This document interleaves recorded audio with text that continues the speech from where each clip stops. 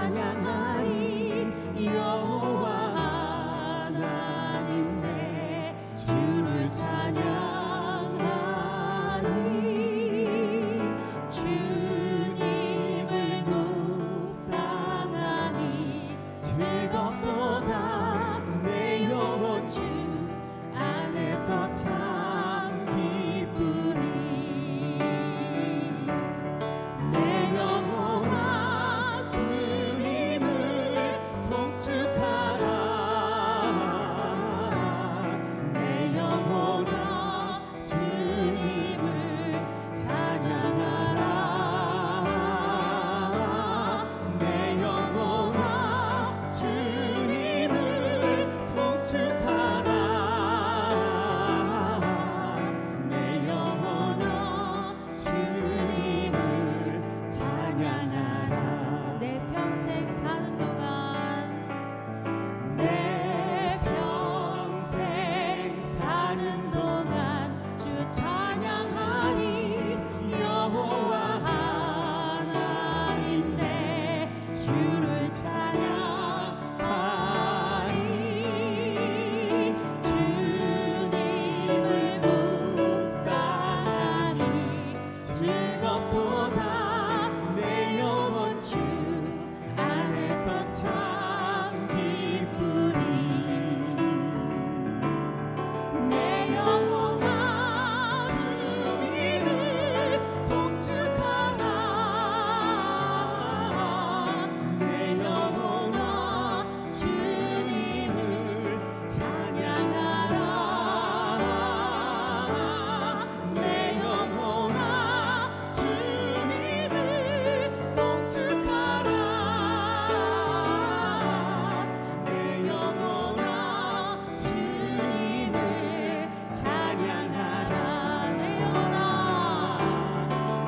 영혼아 주님을 송축하라 내 영혼아 주님을 찬양하라 내 영혼아 주님을 송축하라 내 영혼아 주님을 찬양하라 내 영혼아 주님을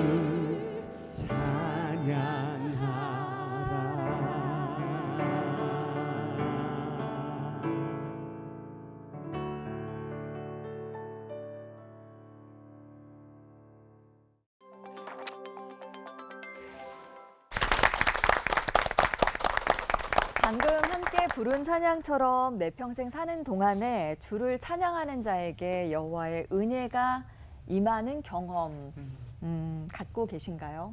네. 저희 CBS 올포원에서 오늘은 바로 그런 은혜를 사모하면서 새로운 스페셜을 준비해봤습니다. 찬양 스페셜인데요. 찬양하라 내 영혼아 1편을 오늘 이 세 분의 목사님과 함께 할 겁니다.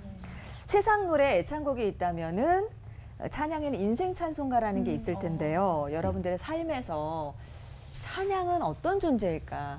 네, 궁금하네요. 저는 제가 먼저 말씀을 드리면 우리 요한 세바스찬 바 우리 유명한 작곡가잖아요. 그러니까 저도 이런 반응이 나올 줄 알았다고요. 네. 그런데 그분의 모든 작품 첫머리에는 이제 하나님의 영광을 위하여라는 수식어가 다 붙는다고 해요. 근데 그것을 보면서 저 역시 또 이제 찬양 사역자로서 저의 모든 찬양 이것은 다만 곡조가 아니라 하나님의 영광을 위한 예배라고 생각을 하거든요. 맞아요. 저한테 찬양은 역시 힘. 힘. 어릴 때부터 동박이형 자면 힘이었는데 예, 전문 용어로도 HYM 힘이고요. 예, 네. 맞아요. 예, 나의 힘이 되시는 여호와 할 때 그 힘이죠. 찬양에는요 정말 죽을 지경도 살려내는 힘이 있으신 것 같아요. 네. 찬양 사역자 두 분의 이 은혜로운 그 해석에 이어서 이 대중 연기를 하시는 종합 예술인 두 분에게 찬양 찬양은? 홍서범 중학교 조학교. 약간 그런 느낌이에요? 네. 어떤가요? 네. 아 저는 그 영화가 생각났어요. 타이타닉 그 영화의 마지막에 배가 침몰하는 순간에 그 승객들을 위로하기 위해서 나온 내 주를 가까이 목소리인가 맞아요. 바이올린인가? 약간 바이올린의 네. 화려한 체로까지 첼로. 있었잖아요. 그래서 지금 웃으면서 보고 있지만 제가 그 장면을 보면서 얼마나 맞아요. 울었는지 너무 감동이었죠. 네. 명장면이었죠. 네. 아니 저는 올포온이 참 좋은 게 음. 항상 시작하기 전에 네. 예배와 찬양하는 같이 거. 찬양하라고 맞아. 시작을 너무 하니까 맞아요. 그 안에 정말 그 하나님의 그 따뜻함이 느껴지고 여기 안에 계신 그 주님의 그 느낌이 딱 이게 느껴지다 보니까 네. 너무 좋은 것 같아요. 네. 그래서 목사님께 여쭤보고 싶은 게 갑자기. 이런 노래와 찬양의 그 다른 게 무엇인가? 아. 노래와 찬양, 일반 노래와 찬양의 좀 다른 점은 무엇인가요? 네. 갑자기 들어보니까. 노란색 입었다고 네. 튄다 그러는 것 네. 같은데요. 지금 제가 생각하기에는 결국 노래가 마음을 심금을 울린다고 그러잖아요. 네. 찬양도 심금을 울리는데 찬양과 노래의 차이는 궁극적으로 영혼을 울리느냐 아니냐 거기에 차이가 있지 않을까. 아. 그래서 네. 세상 노래 중에서도 그 사이먼 가펑클의 Like a Bridge over Troubled Water라고 하는 네. 그 험한 세상 다리가 되어라는 것도 원래 미사곡이거든요. 아. 그러니까 사람들이 그걸 좋아하면서 어떤 사람 눈물 흘리더라고요. 야. 그러니까 영혼을 흔들었다는 거죠. 아마 그 근본적인 차이점 중에 하나는 그 대상의 차이인 것 같아요. 그 세상 노래들은 내 마음 또 그녀, 뭐 그대 뭐 이런 건데 맞아요. 네. 우리는 나를 구원하신, 나를 사랑하신 하나님에 대한 대상의 차이인 것 같고 그쵸. 또 하나 영향력의 차이가 있는 것 같아요. 맞아요. 네, 맞아요. 그냥 감성을 자극하는 정도 그게 아니고 실제로 우리의 삶을 변화시키는 능력. 예를 들면 전쟁에 나갔을 때 하나님을 찬양하면 전쟁이 승리하게 되고 질병이 있을 때 찬양하면 낫게 되고 사람이 변화되는 하나님의 임재가 네. 경험되는 그런 어떤 영향력의 차이가 있지 않을까 그런 생각도 네. 합니다. 할 말 없습니다. 네. 그런데 네. 종합을 해보면 노래는 일반 세상 노래는 감정을 움직이고 찬양은 영혼을 움직이고 일반 노래는 사람을 향해 부르는 것이고 찬양은 하나님을 향해 하나님 앞에서 부르는 네. 것 같습니다. 네. 사실 목사님들도 찬양을 주제로 설교를 하실 기회는 별로 없으시죠? 오늘 처음입니다. 네. 그래서 굉장히 색다른 또 기대가 되는데요. 찬양에 관한 궁금증들은 문답 토크에서 좀 더 풀어보도록 하고요. 네. 찬양을 주제로 한 세 분의 설교 기대하면서 열어보겠습니다. 먼저 그 첫 시작을 권호 목사님께 부탁드릴게요.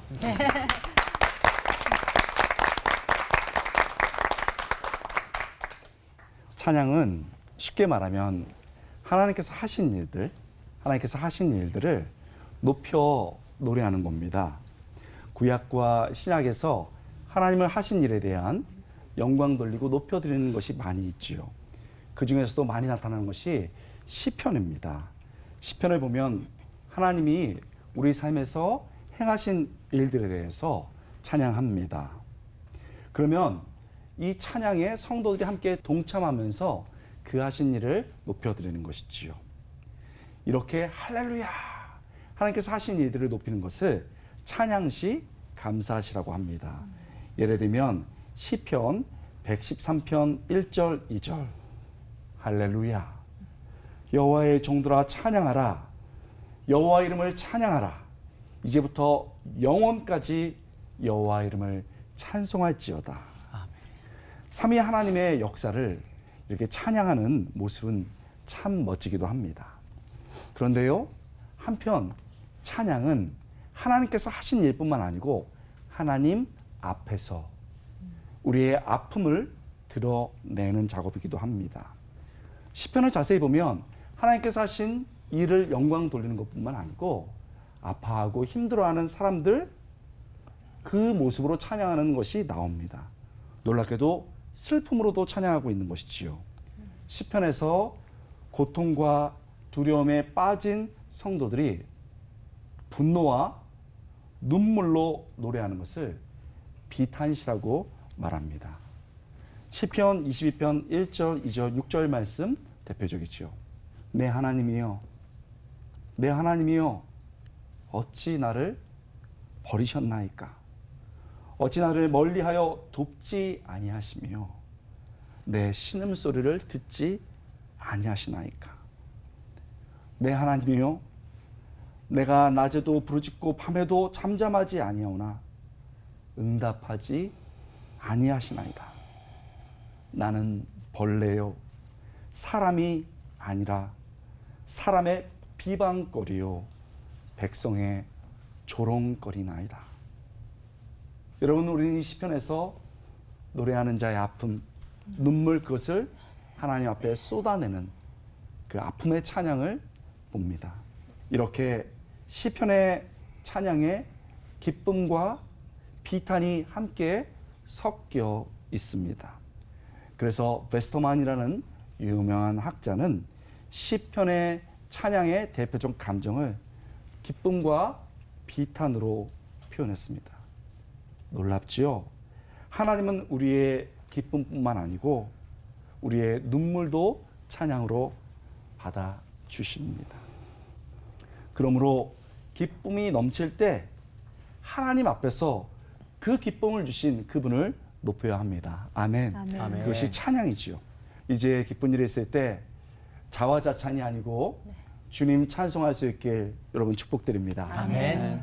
반대로 우리 삶에 고통과 두려움, 슬픔이 있을 때도 그때도 하나님께 찬양할 기회요, 시간이 된다는 겁니다. 하나님 앞에 울어야 하는 것이지요. 그 울음이 찬양이 된다고 말합니다. 이런 눈물의 찬양, 고통의 찬양을 하나님 아버지는 기쁘게 또한 받으신다고 말합니다. 마음이 슬플 때 사람 앞에 먼저 가지 마십시오. 그저 하나님, 나 왔어요. 지금 내가 너무 힘들어요 하고 통곡하지만 그것이 무엇보다 아름다운 찬양되게 하시는 하나님 앞으로 달려나갈 수 있기 바랍니다. 삶에 큰 어려움이 있을 때 한잔하세. 한잔하세. 놀아보세가. 놀아보세. 젊어노세. 그것이 아니고 하나님을 찬양합니다. 찬양하세. 그런 인생 될 수 있게 주님의 이름으로 축원합니다. 그러므로 기쁠 때도 하나님을 바라보고 슬픔의 눈물 속에서도 하나님께 나가는 우리의 일생이 평생 그분을 찬양하는 인생 될 수 있게 주님의 이름으로 축원합니다. 아멘. 기도하겠습니다. 하나님, 우리의 기쁨을 받아주시고 잘했다. 내가 너의 영광의 그 찬양을, 내게 돌리는 영광의 찬양을 받아주마 말씀하십니다. 그뿐만 아니고 내가 너무나도 외로워서 고통 가운데 눈물 흘릴 때도 아버지가 옆에 계시고 그 눈물을 찬양으로 받아주십니다. 기쁠 때도 슬플 때도 하나님을 생각하며 하나님을 높여드리는 아름다운 인생 될 수 있도록 도와주시옵소서. 아멘. 뒤로 가면 갈수록 더 뜨거운 찬양이 드려지는 아름다운 그런 삶 되게 하여 주옵소서. 아멘. 예수님의 이름으로 간절히 기도드리옵나이다. 아멘. 아멘. 많은 사람들이 즐겁거나 흥이 나면 하는 게 있죠. 콧노래를 부릅니다. 흥얼거려요. 근데 사람만 그런 게 아니에요. 제가 어렸을 때 보니까 시골 가면은 다 돼지우리가 하나씩 있었습니다. 그 돼지우리가 있어서 저녁 식사 남은 거 가지고 이렇게 가면은 알아요. 꿀꿀꿀꿀하죠. 근데 음식을, 걔네들은 재밌는 게 음식을 갖다 줄 때도 꿀꿀하는 게 아니고 먹으면서도 꿀꿀해. 꿀꿀꿀꿀하면서 먹어요. 즐겁다는 거죠. 저는 그래서 음식을 즐기면서 먹는 그 꿀꿀 소리를 들을 때 뭐냐면 쟤네들도 즐겁구나. 근데 만물의 영장이라고 그러잖아요. 우리 인간은요. 마음을 다양하게 닮아가지고 노래로 표현합니다. 우리 성경을 보면은 이런 얘기가 나옵니다. 에베소 5장 19절에 이거는 그 문맥을 보시면은 16절에 보시면은 세월을 아껴라 때가 악하니라라고 하는 그런 문맥 속에서 내려오면서 이 말씀이 나옵니다. 시와 찬송과 신령한 노래들로 서로 화답하며 너희 마음으로 주께 노래하며 찬송하며 범사에 우리 주 예수 그리스도 이름으로 항상 아버지 하나님께 감사하라. 근데 여기 보면은 뭐라고 되어 있습니까? 시, 찬송, 신령한 노래 이렇게 나옵니다. 무슨 차이가 있지? 이런 생각이 들어요. 사실 그 시라고 하는 단어는 헬라어가 살모스입니다. 굉장히 비슷하잖아요. 쌈. 바로 거기서 영어 단어가 나온 게 시편이라는 단어가 나옵니다. 그래서 원래 수금에 맞춰서 부르는 것을 갖다가 살모스라고 불렀어요. 근데 신약에 보면은 뭐가 나오냐 마리아의 찬가라든가 그다음에 시몬의 그 2장에 누가복음 2장에 나오는 그런 것들은 바로 캐톨릭에서도 유명한 곡으로 나오지 않습니까? 근데 그런 것들이 다 거기에 포함되기 시작을 했어요. 그다음에 나오는 게 찬송은 뭐냐? 아까 우리 그 힘이라고 그러셨잖아요. 네. 근데 힘노스라고 하는 단어예요. 원래 헬라어가. 그러니까 힘노스에서 나온 게 영어의 힘. 그래서 HYMN이 나오는 겁니다. 힘노스였기 때문에. 그건 원래 영웅들한테 또는 신한테 축제 시대에 불려지던 그런 단어였는데 가져와 가지고 하나님께 쓰여지기 시작을 했어요. 하나님께 쓰여지면서 이제 신약엔 그게 들어갑니다. 예를 들면 빌립보서 2장에 나오는 예수님에 대한 그런 시. 그다음에 계시록 같은 저도 계시록을 전공했는데 계시록에 보면은 그런 찬송들이 7개 나와요. 중요한 곳마다. 그런 모든 것들을 찬송이라고 부릅니다. 신령한 노래 뭡니까? 바로 두 번째 거랑 비슷할 것이다라고 그렇게 생각을 합니다. 근데 여기서 우리가 놓치지 말아야 될 게 하나가 있습니다. 뭐냐면 이것을 어떻게 해요? 마음으로 드리라는 거예요. 입으로만 하는 게 아니고 마음이 담겨져야 된다는 거죠. 마음이 담겨지기 때문에 찬양을 또 뭐라고 얘기합니까? 기도의 또 다른 표현이다. 그래서 기도가 되는 것이죠. 그럴 때 그것을 갖다가 아는 사람은 얼마나 소중하게 여기는지. 다윗은요 음악적인 자질이 뛰어나다는 걸 아시잖아요. 다윗 힘들 때 보면은 그 시편 63편에 이런 게 나옵니다. 3절과 4절에 주의 인자심이 생명보다 나음으로 내 입술이 주를 찬양할 것이라. 이러므로 나의 평생의 주를 송축하며 주의 이름으로 말미암아 나의 손을 들리이다. 왜냐하면 다윗은 알아요. 본인의 그런 시편의 22편 3절에 보면 이 표현이 나옵니다. 찬송 중에 계시는 주. 하나님께서 찬송 중에 계시다는 것이죠. 항상 함께 하시지만 찬송 속에 더 그분의 계심을 느낄 수가 있다라고 하는 것이죠. 그리고 찬송을 하다 보면 거기에 능력이 막 묻어나옵니다. 역사적인 사건들이 일어나는데 제일 흥미로운 건 바로 이런 전쟁이 역사에 없습니다. 여기만 일어납니다. 뭐냐면 역대하 20장에 나와요. 역대하 20장에 여호사밧이 세상이 잘 돌아가고 있는데 갑자기 암몬 족속, 모압 족속, 그다음에 세일산에 있는 거민들이 쳐들어온 거예요. 쳐들어오는데 고백을 합니다. 여호사밧이 그 엄청난 숫자를 보면서 주님 우리는 저들을 대적할 수 없습니다. 아무것도 할 수 없습니다. 주만 바라봅니다. 그랬더니 거기에 보면 야시엘이라고 하는 사람을 통해 가지고 하나님께서 그럼 이렇게 가라. 그게 바로 뭔지 아세요? 모든 군대 앞에 성가대를 세우는 거예요. 그리고 성가대가 진군하면서 가가지고 진을 치면서 찬양을 해가지고 이기는데 이런 말씀이 22절에 보면 그 노래와 찬송이 시작할 때 하나님께서 역사를 해가지고 그들은 지네끼리 싸우고 그러다가 멸망을 해가지고 여호사밧이 이기게 됩니다. 그뿐만이 아니죠. 잘 아시다시피 그 바울과 실라가 빌립보 옥에 갇혔을 때 찬양을 하니까 어떻게 됩니까? 지진이 일어나면서 오간에서 나올 수가 있었죠. 찬양 속에 역사하시는 것.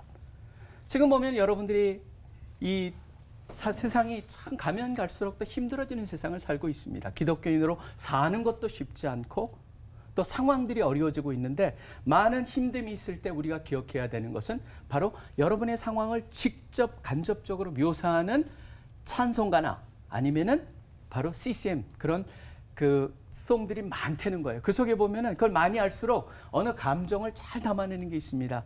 그래서 어떤 사람 말합니다. 목사님 기도도 안 돼요. 너무 힘들어요. 그러면 제가 말씀드리게 그러면은 찬양할 때예요. 찬양이 바로 기도입니다. 찬양을 통해서 힘을 얻을 수가 있습니다. 기쁘시면 그 기쁨을 나타내고 슬픔은 슬픔을 나타내고 아프면은 아픔이 담긴 찬양을 드리세요. 그러면 하나님이 역사하시고 그 역사를 느끼기 시작하실 것입니다. 바로 찬양으로 우리의 삶의 힘듦을 이겨내시고 그 역사를 경험하시는 여러분 모두 되시기를 간절히 축원합니다. 기도하겠습니다. 하나님 아버지 감사합니다. 찬양을 받으시고 찬양 중에 거하시는 하나님.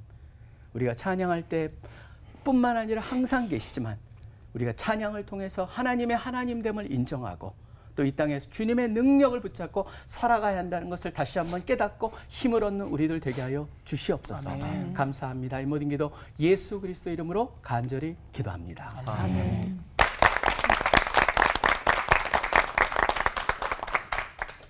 네, 저는 그 찬양의 영향력이라는 제목으로 말씀을 나누려고 해요. 그리고 그 말씀은 이제 다윗의 시 중에 시편 69편 29절부터 34절에 있는 내용이거든요. 근데 그 내용을 보면은 나는 가난하고 슬픕니다. 그러나 하나님은 위대하십니다. 그리고 하나님을 기쁘시게 할 찬양을 드리겠습니다. 그리고 내 찬양 때문에 곤고한 자들이 기뻐할 겁니다. 온 세상이 다 주님을 찬양하게 될 것입니다. 이런 내용이에요. 여러분, 찬양의 영향력이 뭘까? 가장 중요한 그 영향력 중에 하나가 그거예요. 그것은 뭐냐면 하나님에게 영향을 끼친다는 거예요. 하나님을 기쁘시게 하는 거예요. 여러분, 하나님을 기쁘시게 하는 일이 얼마나 어려워요. 그렇죠? 네. 뭘로 하나님을 기쁘시게 하겠어요? 그런데 우리가 하나님을 찬양할 때 하나님이 엄청 기뻐하신다는 거. 어느 정도로 기뻐하시는가? 특별히 나는 가난하고 곤고하고 기가 막힐 웅덩이에 빠져있고 절망 중인데도 찬양을 할 때는요, 하나님께서 너무너무 기뻐하시는 거예요. 그 기뻐하시는 정도가 오늘 그 31절, 오늘 본문에 31절에 나와 있는데 제가 읽어드릴게요. 이것이, 찬양하는 것이, 곤고하고 가난한데 하나님을 위대하시다 하는 것이 소 곧 뿔과 굽인 황소를 드림보다 여호와를 더욱 기쁘시게 함이 될 것이다. 여러분, 내가 곤고하고 힘든데도 하나님을 찬양할 때 하나님은 뭘로 받냐고? 그 소 곧 뿔과 굽인 황소를 드리는 것보다 더 기뻐한다 그랬어요. 그러니까 우리 동방현주 또 강성원 전사님 찬양할 때마다 황소 한 마리씩 드리는 거야. 하나님께. 특히 곤고하고 힘든데도 주님을 찬양하는 거예요. 하나님이 그렇게 기뻐하신다는 거예요.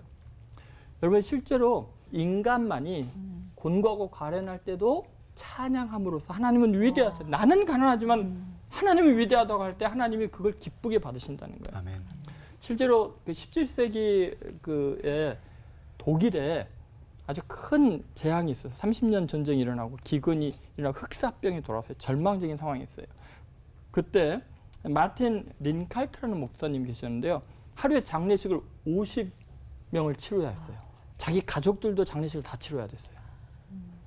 그 절망적인 상황에서요, 다 감사드리세, 온 마음을 다하여 그 찬양, 하나님의 섭리 놀라와 그 찬양을 작곡한 거예요. 원망하고 좌절해야 되는 그 순간에 하나님을 찬양했을 때 그가 이 찬양의 곡을 그 절망적인 순간에 66곡을 작곡을 한 거예요. 여러분들 절망했을 때 하나님을 기쁘시게 할 수 있다는 것을 믿으셔야 돼요. 두 번째는 곤고한 자들을 기쁘게 할 수 있어요. 여러분, 오늘 본문 그 32절에 이런 말씀입니다. 곤고한 자가 이를 보고 기뻐하나니 하나님을 찾는 너희들아 마음을 소성하게 할지어다. 여러분, 곤고한 사람 기쁘게 하기 되게 어려워요. 지금 죽겠는데 어떻게 기쁘게 하겠어요? 그리고 그 영혼을 소생하게 한다는 게 참 어려워요. 그런데 내가 곤고한 자리에서 하나님을 찬양할 때 기쁨이 일어나고 그 죽어가는 영혼들이 소생하는 기적이 일어난다는 거예요. 여러분 믿습니까? 아멘. 그러니까 찬양이 얼마나 위대한 능력이 있는가 한번 생각해 보세요. 우리가 절망을 겪고 아픔을 겪을 때는요, 그냥 원망하면 절망감이 더 퍼져나요. 그런데 그 절망할 수밖에 없는 상황에서도 주님을 찬양하잖아요. 그러면 다른 사람을 치유하는 무기가 돼요, 내 절망이. 그러니까 찬양과 결합된 절망, 아픔은 전부 다 다른 사람을 치료하는 엄청난 무기가 돼요. 예를 들어 볼까요? 저희 교회에 지금 연세가 많은 집사님이 한 분 계셔요. 아들이 둘이 있었는데 작은 아들이 약혼을 한 상태에서 결혼식을 앞둔 상태에서 교통사고로 죽었어요. 아이고. 너무 절망감이 있죠. 신앙을 포기해야 될까 말까 고민하셨어요. 그런데 큰아들이 결혼해서 아기를 몇 년 후에 낳았는데 목 이하를 못 움직여요. 말도 못해요? 그러니까 이 아이를 그냥 업고 밤새껏 잠을 못 주무시고 지금도 그렇게 사셔요. 그런데 이분이 이제 나는 하나님 안 믿는다. 뭐 이런 하나님 믿느냐? 교회 와서 마지막 예배 드리고 이제 떠나려고 그러는데 저희 교회 표 중에 하나가 사건을 섭리처럼 있었거든요. 그걸 보는 순간 충격을 받으시고, 아, 이 모든 사건은 하나님의 섭리구나. 하나님의 섭리가 놀랍겠지. 그리고 믿음을 지켰어요. 얼마 있다가 한 장로님이 절망 가운데 저희 교회로 왔어요. 너무 힘든데 왜 힘든가 했더니 자기 손자가 태어났는데 몸은 다 가누는데 약간 정신이 모자란 거예요. 너무 잘생겼는데. 그것 때문에 하나님 원망하려고 하는데 이 집사님이 사건을 섭리처럼 하면서 간증하는 걸 듣고서 자기는 사치스러운 건 줄 알고 너무 하나님께 감사하면서 하나님께 영광을 돌린 거예요. 곤고한 자가 하나님을 찬양하면 다른 곤고한 자들이 소생하는 역사가 있어요. 그러니까 찬양의 능력이 있는 거예요. 그래서 세 번째 찬양의 놀라운 것은요, 모든 만물들을 기쁘게 해요. 하나님을 찬양하게 만들어요. 예를 들어서 오늘 34절에 천지가 그를 찬송할 것이요 바다와 그 중에 모든 생물도 그리할지로다. 여러분, 우리가 찬양하면요, 만물이 다 하나님을 찬양하고 기뻐하게 돼요. 여러분, 우리가 하나님을 찬양할 때 일어나는 현상 중에 놀라운 게 뭐냐면요, 생명체가 아닌 것들도 변화되는 역사가 있어요. 하나님을 찬양하게 되는 놀라운 역사가 있어요. 그래서 우리가 고난 중에 아플 때, 병들었을 때 찬양하면 치유하는 역사가 일어나는 거예요. 왜냐하면 하나님이 임재하니까 찬양 가운데. 찬양할 때 아까 전쟁에서 이기는 역사들도 일어나는 거예요. 여러분, 우리가 찬양하기 시작하면 온 만물이 다 변화되는 놀라운 역사가 있어요. 찬양을 못하는 저는 찬양 잘하는 사람이 그래서 부러워요. 여러분, 찬양으로 승리하셔야 돼요. 찬양은 엄청난 영향력이 있는데 그 어떤 것보다 강력해요. 가진 것 없어도 괜찮아요. 지식이 모자라도 괜찮아요. 찬양할 수는 있잖아요. 특히 절망 가운데 나는 공고하고 가난하지만 하나님은 내 가난과 상관없이 위대하신 분입니다. 내 공고와 상관없이 크신 하나님이다 고백하면 그게 찬양이고 그걸 통해서 기적이 일어날 줄로 믿습니다. 기도하겠습니다. 거룩하신 하나님 아버지, 우리는 가난하고 공고하지만 환경의 아픔 앞에서 절망하지만 하나님을 찬양할 수 있음에 감사를 드립니다. 찬양의 능력으로 하나님을 기쁘시게 하기를 원합니다. 공고한 자들을 소생시키기를 원합니다. 세상을 바꾸는 능력 있기를 원합니다. 우리의 찬양을 받아 주시옵소서. 예수님의 이름으로 기도드립니다. 아멘.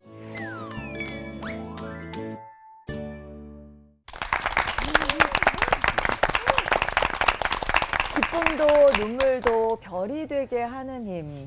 바로 찬양에 그분이 함께 하시기 때문이구나. 이 목사님들의 설교를 들으면서 또 다른 은혜로 다가오는 것 같습니다. 이 찬양의 놀라운 힘을 말로 설명을 들으니까요, 더 은혜가 되는 것 같고요. 찬양에 대해서 오늘 갖고 있었던 평소의 궁금증들 좀 많이 풀어보도록 하죠. 네, 찬양에 대해서 아마 누구나 가지고 있는 질문이 아닐까 싶은데 그런 좀 필수적인 질문 3가지를 정리해서 먼저 제가 3가지 동시에 드리고 한 분께 하나씩 드리고 제가 이제 답변을 좀 부탁드리겠습니다. 첫 번째로 우리 권호 목사님께 드리겠는데요.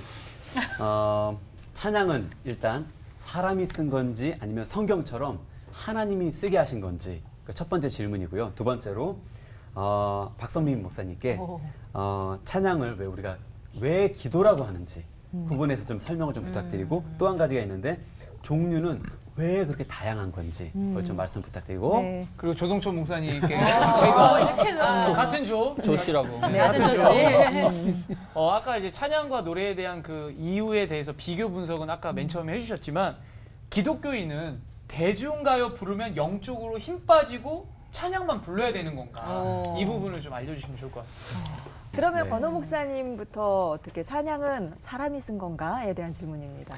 하나님께서 주신 것인가 사람이 쓴 것인가? 네.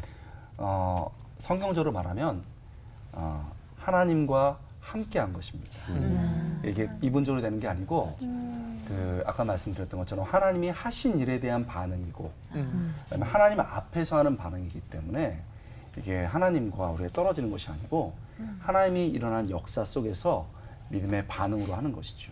그러면 하나님께서 하신 일은 하나님이 하신 거고 그 반응은 우리가 하게 되는 거죠. 우리가 슬퍼서 우는 것을 하나님이 사랑으로 반응해 주시는 것이니까 사실은 찬양이 울려 퍼질 때 우리는 늘 하나님과 함께 있는 것이죠. 그래서 저는 하나님과 함께한 것이다 이렇게 얘기하고 싶습니다. 그 마음으로 하기 때문에 또 찬양은 또 다른 기도와 연결을 시킬 수 있다. 제가 설교 속에 잠깐 언급을 드린 듯이 그게 간단한 답일 것 같아요. 찬양이라는. 그런데 왜 그럼 다양하냐? 저는 그게 하나님의 형상으로 지음을 받았기 때문에 그렇다, 우리가. 그러니까 하나님도 굉장히 감정이 풍부하시다는 거는 우리의 표현 속에 의인화한 거지만 스바냐 3장 17절 같은 경우에 보면 막 어떻게 안절부절, 우리를 너무너무 사랑하셔서 안절부절 못하고 진짜 샤워하면서 콧노래 부르시는 듯한 느낌으로 그려져 있어요. 근데 이제 그런 것들이 결국은 감정이 다양하듯이 그 감정을 담아내는 곡도 다양하다. 그래서 시편 같은 경우 보면은 굉장히 아닐 것 같은 시편도 있어요. 소위 말하는 저주 시편이라는 네. 거예요. 저주 시편 그 예 중에 하나가 백구편 같은 데 가보면은요. 완전히 뭐 씨를 말리게 해주시옵소서, 쫄딱망하게 해주시옵소서, 막 그런 그 어느 미워하는 상대를 향해서 근데 중요한 건 뭐냐면 그 상대를 향해서 외치는 게 아니고 하나님 가운데 그 마음을 토해낸다는 것이죠. 그러니까 그렇기 때문에 저는 이 다양한 것을 하나님께서 허락하시고 다양함 속에서 하나님께서 우리한테 주시는 메시지, 우리가 그래서 나한테 맘 놓고 해. 세상엔 그러지 마. 그걸 말씀하시는 것 같아요. 네. 그 대중가요를 부르면 힘이 빠지나요? 네. 저도 힘이 엄청나게 더 영적으로 충만해져요. 생각해보세요. 제가 이제 예수 믿기 전에 불렀던 노래가 이런 거거든요. 당신 없이는 못 살아 나 혼자. 저는 그 버스 안에서 들으면서 울었어요. 예수님 영접한 지 얼마 안 됐을 때. 주님 없이는 못 살아 나 혼자서는 못 살아 나 혼자서는 못 살아. 다른 보험상가보다 훨씬 복음적이에요. 저 푸른 대상을 초원 위에 바꿨군요. 네. 남진 예전에 노래 있죠. 저 푸른 초원 위에 들으면서 예수 믿고 나서부터 다르게 들렸어요. 저 푸른 천국에서 그림 같은 집을 짓고 살아가는 주님과 함께 한평생 살아요. 보세요. 강한 그리스도인이 돼야 돼요. 대중가요, 대중문화를 피한다고 어디까지 피할 거예요. 오페라를 보면서 하나님의 은혜와 사랑과 인간의 죄악을 대조할 수 있잖아요.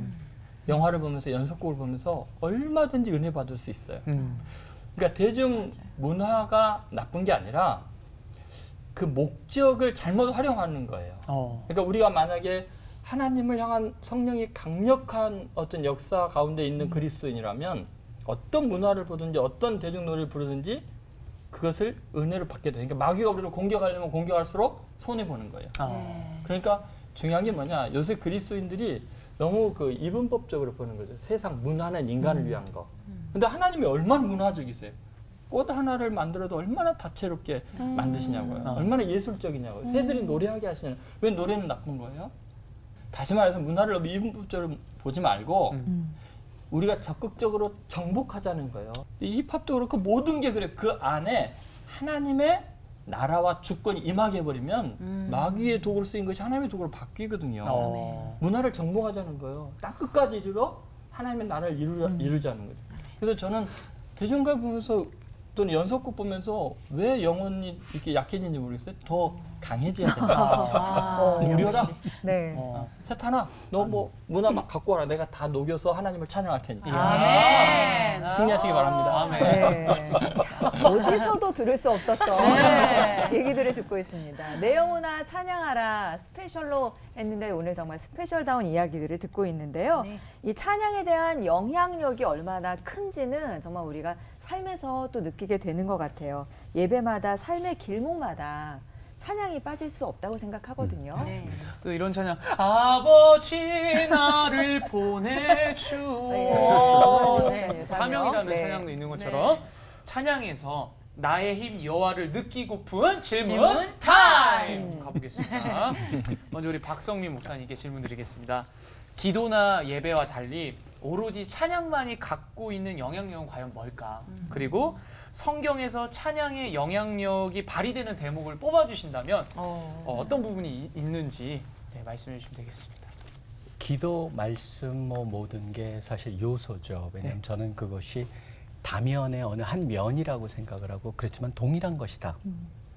다이아몬드가 여러 면이 있듯이 그런 역할을 한다고 생각합니다. 그래서 성경 속에서 보면은요, 저는 그 다윗 같은 경우에 참 그걸 많이 느꼈던 것 같아요. 제가 아까 설교 시간에도 잠깐 언급을 드렸는데 다윗이 시편 63편 보면은 이렇게 나와 있습니다.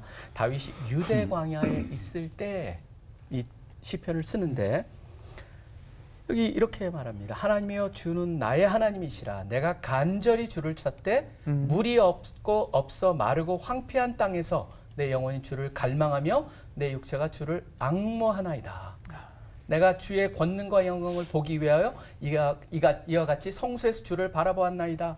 주의 인자심이 생명보다 나음으로 내 입술이 주를 찬양할 것이라. 이러므로 나의 평생의 주를 송축하며 주의 이름으로 말미암아 나의 손을 들리이다. 골수와 기름진 것으로 먹은 것 같이 나의 영원히 만족할 것이라. 나의 입이 기쁜 입술로 주를 찬송하다 이렇게 나갑니다. 그러니까 그 상황을 뛰어넘어서 거기서 뭔가 돌파구를 찾을 수 있고 힘을 얻을 수 있는 것이 바로 찬양이고 우리가 역대하 20장에서의 그 여호사밧의 케이스라든가 그다음에 바울과 실라가 빌립보옥에 갇혔을 때 찬양에서 옥문이 열리는 그러한 사건들 이제 그런 것들이 저는 찬송만이 갖고 있는 하나의 찬양과 찬송만이 갖고 있는 나의 파워라는 생각이 들어요. 파워. 근데 우리가 부르는 그 찬송가는 거의 선교사님들이 이제 번역을 해가지고 알고 있는 것들이 많잖아요. 그래서 우리 조동찬 목사님께 질문을 좀 드려볼게요. 찬송이 어떻게 우리나라 복음 전파에 역사하게 되었는지 그 아예 그 첫 부분부터 좀 궁금해지기 시작했거든요. 네, 좀 알려주시면 좋겠습니다. 사실 이제 우리나라가 원래 찬송가가 없었어요. 그런데 이제 그 1883년경에 그 소래에 있는 장제인교회인가요? 그 소래에 있는 교회에서 장현교회. 거기에서 찬송가를 이제 우리나라 말이 없으니까 중국 찬송가를 번역한 거예요. 예를 들어서 예수 사랑하시면 성경에서 배웠는데 요거 할 때 주 야소에아 이게 이제 중국 찬송가인데 이걸 갖다가 중국어 그냥 그대로 주 야소 뭐 아이니 뭐 이런 식으로 이제 그 했다가 나중에는 이제 이걸 음을 그대로 그냥 불러요. 한자어로 그냥 주 야소 에아 그냥 그대로 한 거예요. 그러니까 이게 찬양을 해도 우리나라밖에 없으니까 아주 힘들었죠. 네. 그러다가 1892년경에 그 배제학당에서 아마 일했던 선교사님이었죠. 로스 선교사님과 또 다른 선교사님이 가사만 있는 찬송가를 이제 한글로 만들게 돼. 그게 한 26편에서 30편 정도로 이제 만들어지거든요. 그러니까 그게 1892년인데 1882년에 사실은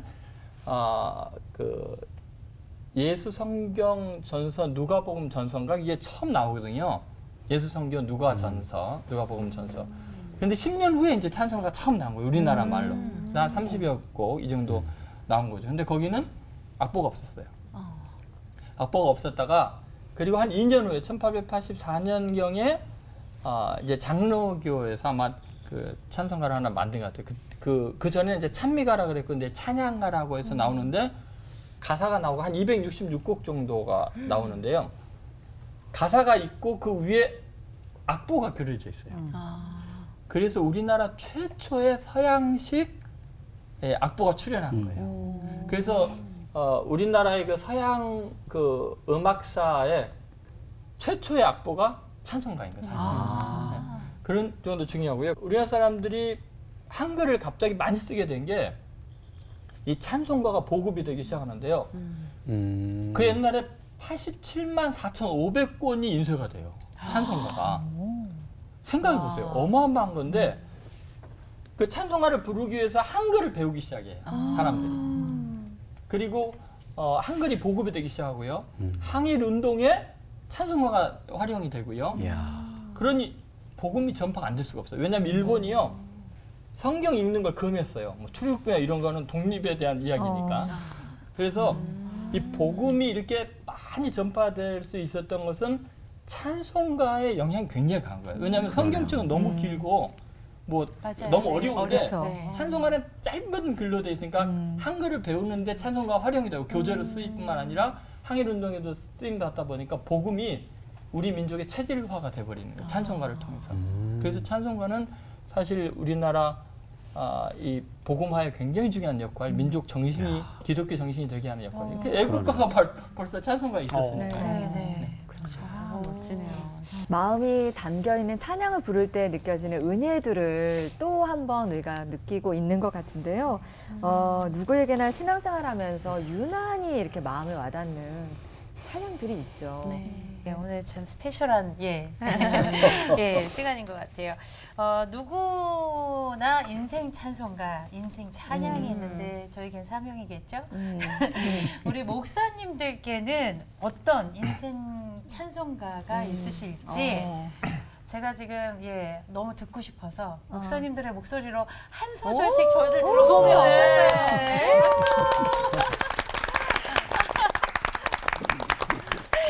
박목사님부터 할까요? 저부터요? 네. 여기 박수를 쳐주세요. 미스터 마이크- 찬양 아니에요? 미스터 네. 찬양. 미스터 찬양. 마이크 끄고 들으셔도 돼요. 제가 설교할 때 설교 끝나고 이제 찬양할 때는 마이크를 꺼요. 왜냐면 성도들이 너무 괴로울까봐.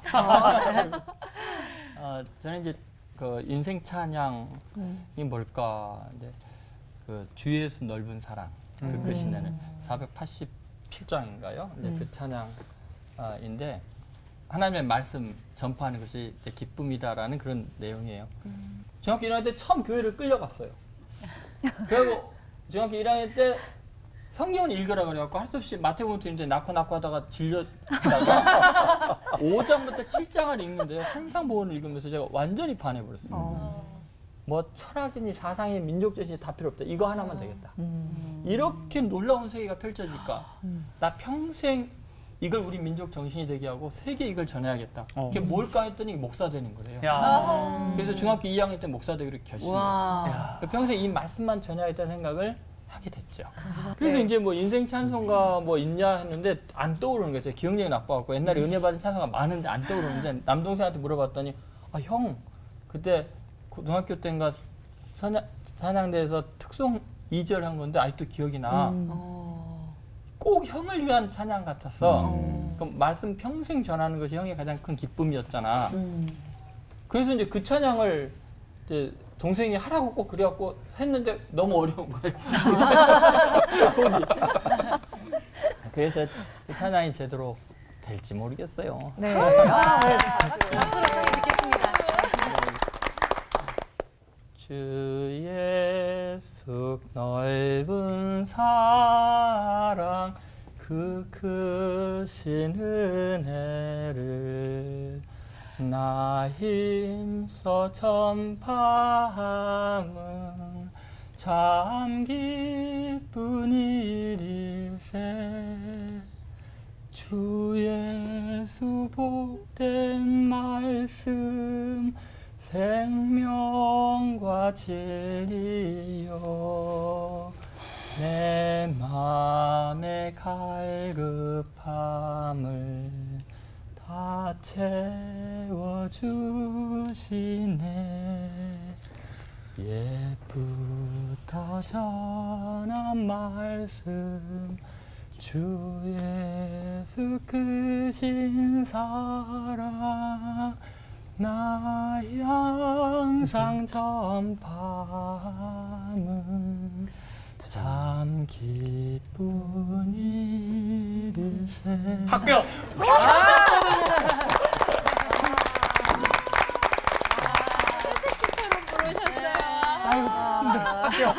설교하실 때랑은 많이 다르신데요? 네. 박 목사님은 어떤 인생 찬송가? 저는 이제 대학교 와가지고 예수님을 만났고 CC를 통해서 예수님을 만났고 CC 와서 CC 하나의 특징 하나가 있어요. 김용훈 목사님 때부터 내려온 전통 하나가 있습니다. 뭐냐면 백문일답이라고 하는 겁니다. 무슨 질문을 던져도 답은 예수 그리스도예요. 그러니까 여러분의 인생의 문제의 해결점은 어디에 있습니까? 그럼 예수 그리스도. 누가 여러분의 인생을 책임지십니까? 그럼 예수 그리스도. 심지어 형제들이여 우리 가장 멋지고 가장 어울리는 자매를 준비하시는 그분은 누구십니까? 나는 예수 그리스도. 그래서 백문일답이에요. 근데 그거랑 연결해가지고 저희가 늘 불렀던 또 김 목사님이 늘 생각나는 거는 목사님께서도 다른 얘기하실 때보다도 예수 그리스도 얘기할 때 눈물이 젖으세요. 그러니까 그분의 예수님을 향한 사랑을 제가 너무나 잘 알기 때문에 예수 그리스도 할 때마다 눈물을 젖으시는데 백문일답으로 나타나고 우리가 그래서 유난히 제일 많이 불렀던 것 사실 가사가 그때랑 그 이후로 변천을 해왔어요. 지금은 주 예수와는 바꿀 것이 없네. 그러니까 그거 있죠. 그것이 지금 주 예수보다 더 귀한 것은 더 귀한 것은 없네. 네. 그렇게 바뀌었는데 가사가 바뀌었기 때문에 제가 이제 그거를 잠깐 보면서 지금 94편입니다. 거기에 보면은 주 예수보다 더 귀한 것은 없네. 주 예수보다 더 귀한 것은 없네. 이 세상 부귀와 바꿀 수 없네. 영죽을 내 대신 돌아가신 그 놀라운 사랑 잊지 못해. 세상 즐거움 다 버리고 세상 자랑 다 버렸네. 주 예수보다 더 귀한 것은 없네. 예수 밖에는 없네.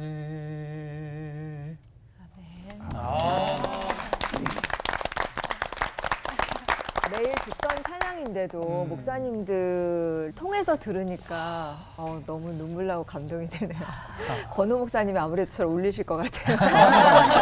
저는 고해 성사를 해야 될 것 같은데 제가 중3 말에서 고1 올라갈 때 예수님 만났기 때문에 그 전에는 이제 저희 어머니 보살이셨고 저도 절에 1년에 몇 번씩 갔잖아요. 그리고 그때부터 좀 까칠하기도 하고 말도 막 세게 하고 잘하기도 했던 것 같아요. 그래서 기독교인들하고 싸우고 몇 명은 그래서 불교로 개종시키고 그랬었어요.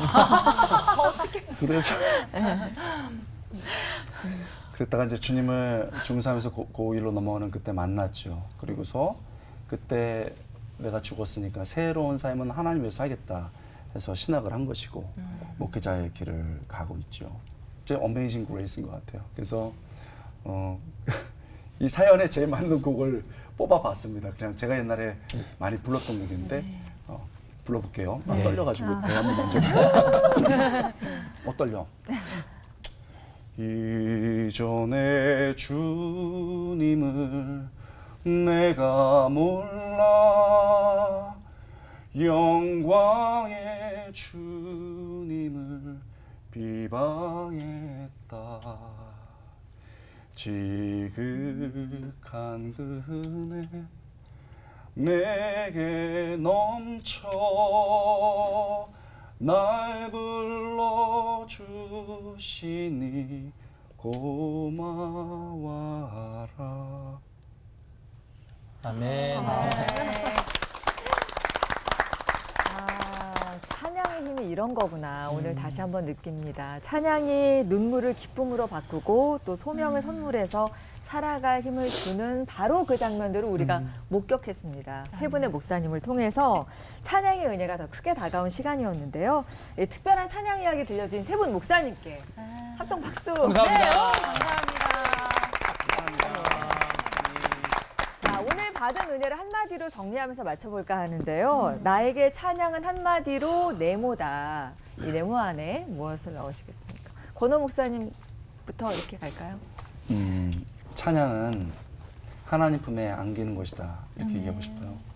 여러분 제가 꼭 드리고 싶은 말씀이 있는데 제가 이번 학기에 시편 설교법을 가르치고 있어요. 근데 정직하게 시편을 보면은 하나님께 영광 돌리고 예쁘게 찬양하는 것도 있지만은 분노시가 있어요. 비탄시가 있어요. 하나님 이게 뭐냐고. 정말 너무했다고. 그리고 하나님 열심히 살게요 하다가도 어떤 시는 막 하나님 너무 힘듭니다. 그리고 막 사람들 욕하고 끝나는 그런 시도 있었어요. 우리가 본 것처럼. 그래서 저희는 한참 이것에 고민에 빠졌었어요. 그때 저희가 여러 공부를 하면서 무슨 얘기를 했냐면요. 찬양하는 거 있잖아요. 시편은 하나님 앞에서 지금 찬양하고 있는 거예요. 그리고 이것이 개인 기도문으로 쓰였어요. 그리고 예배로 쓰였었어요. 이 찬양이, 이 시편이 쓰였습니다. 그래서 제가 뭐라고 얘기했냐면요. 너무 힘들고 눈물 나고 막 원망이 나요. 그리고 하나님 너무 아픕니다. 힘듭니다. 그랬어요. 그런데 잘 생각해보면 그 사람들은 아직도 기도하고 있는 거예요. 너무 어려운데 아직도 찬양하고 있는 거예요. 너무 아픈데 아직도 모여서 예배하고 있는 거예요. 그래서 하나님이 너무 귀해서 시편으로 그걸 모아둔 거예요. 여러분, 우리 부자 되고 잘나가지고 찬양하면 좋지. 근데 애들은 다 막 말썽 피우고 돈은 없고 사회적으로 막 힘들어도요. 나 하나님 떠나지 않을 거야. 나는 어려워도 하나님 찬양할 거야. 그런 사람은요. 하나님이 기뻐하는 사람이에요. 여러분 그렇게 하나님 품에 안기는 찬양할 수 있기를 주님으로 축원합니다. 네. 네. 저는 사람들이 이제 건강 챙기라고 그러잖아요. 그래서 영양제 먹으라고. 네. 그래서 찬양은 나에게 영혼의 비타민이다. 아. 저는 그 찬양은 내 존재 자체다. 그렇게 이야기하고 싶어요. 왜냐하면 내가 잘났건 못났건 실수하건 어쨌든 하나님 눈에는 보배롭고 존귀하고 사랑스러운 존재이고 내 존재 자체가 하나님께는 찬양이 된다는 거예요. 새와 꽃들과 별들과 만물이 하나님을 찬양하도록 만들어진 것처럼 나 존재는 그 중에 최고로 하나님을 찬양하는 존재다. 나는 존재하는 것만으로도 하나님의 기쁨이다. 그렇게 고백하기 때문에 찬양은 내 존재 자체다. 그렇게 말하고 싶습니다. 네. 자, CBS 올포원 오늘 준비한 내 영혼아 찬양하라 스페셜 1탄을 이렇게 은혜롭게 마쳤습니다. 네. 오늘 끝인사는 놀라운 찬양의 힘으로 우리가 힘을 많이 받았잖아요. 그 용기 100배 목소리로 외치면서 마치죠. 용기 100배로 하면 네. 영광 영광 할렐루야. 찬양의 목소리로 하나 되는 시간 올포원.